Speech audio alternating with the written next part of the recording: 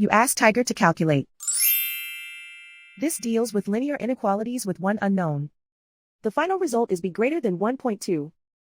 Let's solve it step by step. Group all constants on the right side of the inequality. Add 3 to both sides.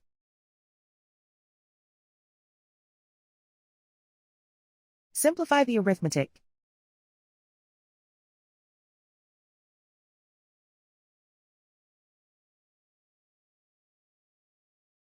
Isolate the b.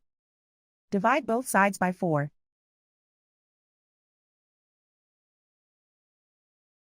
Simplify the fraction.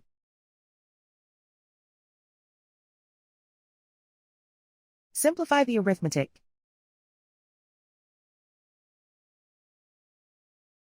Plot the solution on a coordinate grid.